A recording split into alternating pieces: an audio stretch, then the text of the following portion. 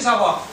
Homma voi ehkä periaatteessa hoitaa vielä, mutta siinä on kettyissit ilman muuta. Tätä siis voidaan huolehtia sen kanssa ja sitten sanon, että vois... Joo, kyllä. Joo, kyllä. Kyllä. Joo, tuvaperimmällä. Joo.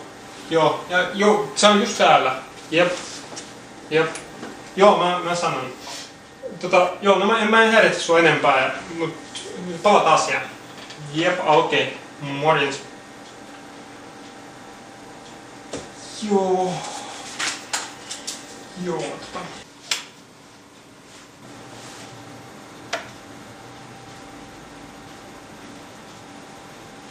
Katsotaan pippurisekoitusta. Tässä on 20% suolaa. Ajattelin, pahimmillaan noissa on 30%. Sitten myydään pippurisekoituksena, mutta pahimmillaan voi olla 1/3 suolaa. Arvotonta suolaa. Ihan kauhea kusetus, eikö se ole?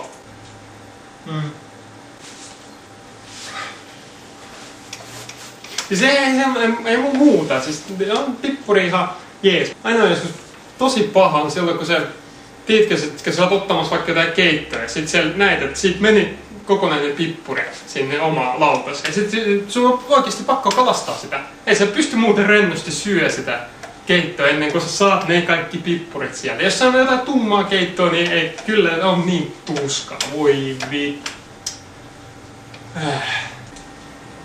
Joo, on se kyllä kamala.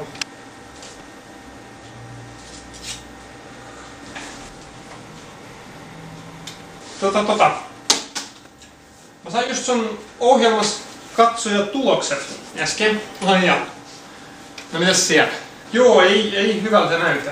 Ai jaa, no. Ainakin Facebook-katsojatilastot romahtivat jo pari jakson jälkeen.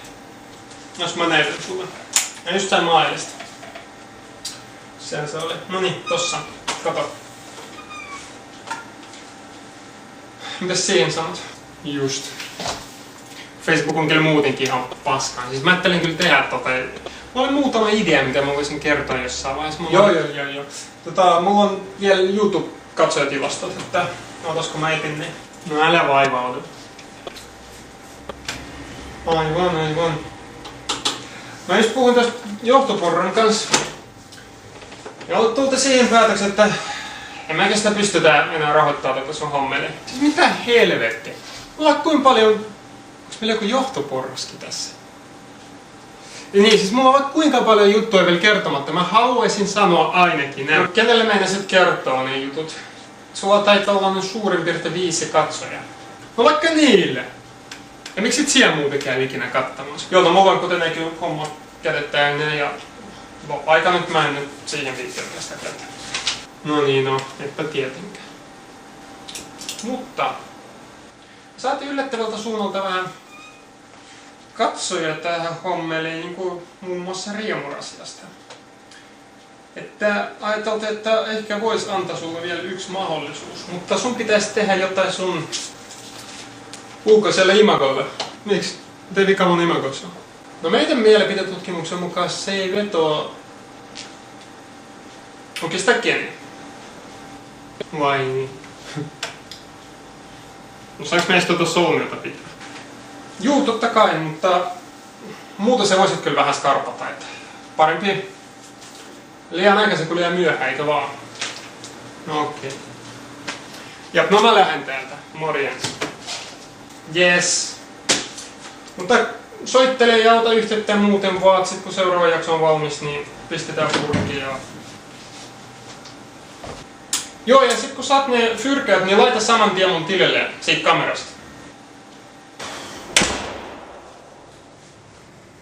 Parempi liian aikaisin kuin liian myöhään. Siis parempi olla hiljaa, kun sanoo turhaan mitään sanomatonta itsestään selvää paskaa.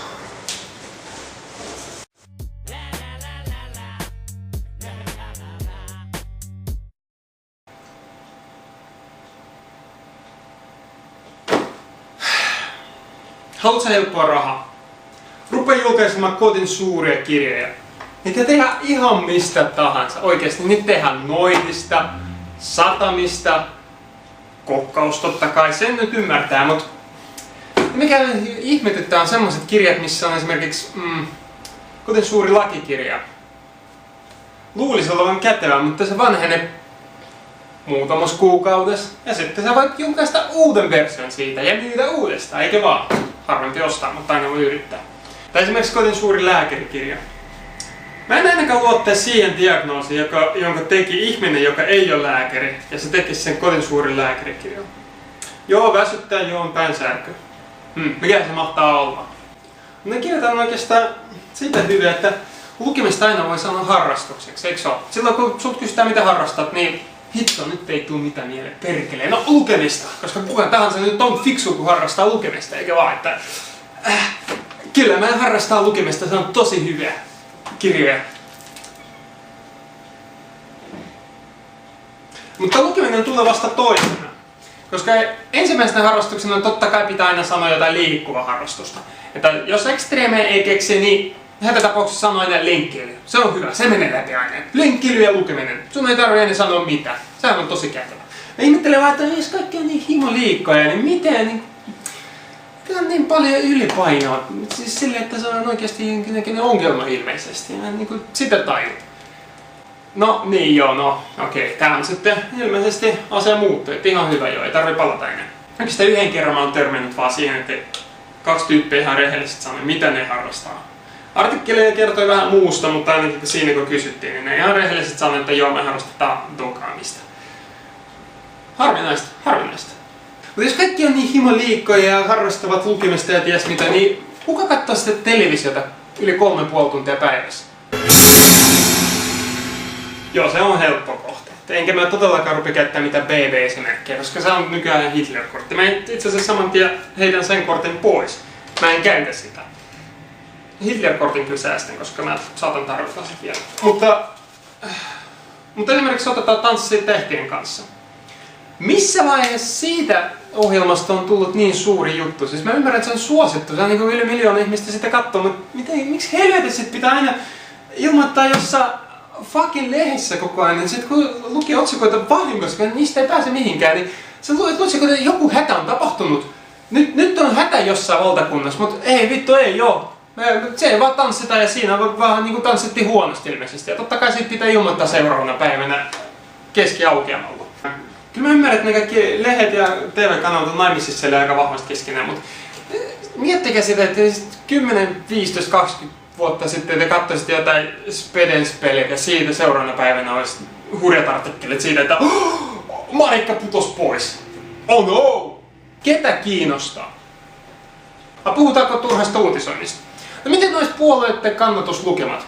Sitten ensin se on 23%, sitten se on 22%. Ja ensin tämä puolue on suurin puolue ja sitten tämä on suuri. Tämä on pienempi, tämä on taas vähän suurempi. Ja totta kai sitten pitää aina uutisoida joka kuukausi tai ehkä vähän useamminkin. Siis silloinkin kun status quo pysyy, niin siitäkin silti uutisoida. Siis miksi? Siis mikä uutinen se on? Miksi ei samalla uutisoisi vaikkapa, että Tarja Halonen on vieläkin presidentti? Tai että Israel ja Palestiina on neuvottelupöydässä. Tuloksia odotetaan. Eikö hetkinen? Niin totahan ei varmaan kauhean usein tapahtu. Just joo, no, ohi. Siis tärsyttää, kun uutisessa kysytään lapselta kysymyksiä. Niin mikä helvetin pointti siinä on? Onko kiva, kun on lunta? Joo. No menetkö hiihtämään? Joo. Hehehe. Ja siinä on lapsella lunta hiihtämässä. Eiks vaan, Pekka? No niin, minkälainen sää? Onneksi tohonkin yksi poikkeussääntö, josta minä oikeastaan tykkään. Suosikkieläin on pupu. Oletko sä silittänyt pupua? Eh. Oletko sä käynyt katsomassa tuolla noita pupuja? Oletko sä menossa? Aha. Sitten vähän asennettu tytölle, eikö ole? Muuten se on ihan helvetin turhauttava semmoiset kysytä satunnaiselta ihmiseltä satunnaista kysymystä, johon se antaa satunnaista vastausta. Ja mun pitää käyttää oma aika kuunnellakseen tota. Siis sen informaatioarvo on täysin nolla. Miksi mun pitää käyttää oma rajattua aika? Kyllähän ne turhat uutiset on just semmoiset, että kun iltapäivälehdet harrastaa sitä hirveästi, että tässä on yli puolen sivun kuva, joka ei liity tapauksiin. Miksi siellä pitää olla se fucking kuva? Niin, jos hetkeksi vielä palataan siihen säähän. Toisaalta mutta miksi säästä on tehty niin suuri numero? Ensin sanotaan lyhyesti, minkälainen sää on tulossa, sitten vähän jutellaan siitä, sitten on mainoskatku, kestää 10 minuuttia ja sitten palataan taas puhumaan siitä samasta säästä uudestaan. Fuck! Niin yksinkertainen asia kuin sää huomenna sataa, huomenna paistaa. Ja sitten telkkarissa tietenkin ärsyttävää se, että kun yksi ohjelma, joka ei kerennyt vielä loppumaan, niin ruvetaan mainostaa jo seuraavaa ohjelmaa. Vaikka se toista olisi vaikka kuinka kauan vielä jäljellä. Sä haluat nähdä ne fucking loppuvitsit vielä, mutta ei, kyllähän sitä ruvetaan häiritsemään. Se on vastaavaa kuin radiossakin, että kerrankin tulee hyvä biisi ja sä oot siinä mukana ihan täysillä fiilistämässä. Siinä sitten viimeinen kertasäkeistö vielä tulee kerran ja sitten sille yes! Ja sitten tulee Heikelä Korporaatio. Eniten aamushowta samalla rahalla.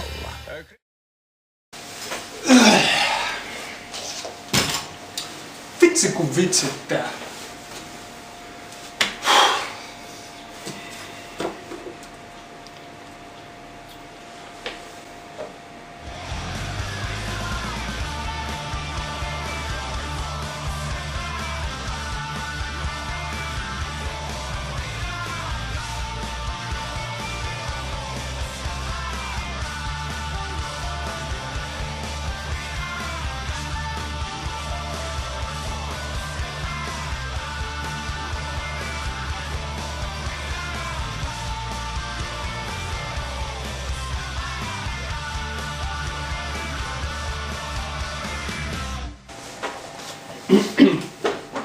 Tai sitten kun... Tai no ekanahan totta kai pitää olla joku liikuntaharrastus, koska sillähän vasta respektiä saa, että sä oot aktiivinen, niin vittu. Mutta tähän tulee vasta toisena. Ensimmäisenä... Mutta lukeminen tulee totta kai vasta toisena. Mutta tää on vasta toisena, koska ensimmäinen... Mutta tää on vasta toisena silloin, kun ei keksitä mitään. Oikein ei... Mutta tämähän on tietenkin vasta toisena. Mutta tämähän on totta kai... Vittu tää on vaikeeta. Ei saatana.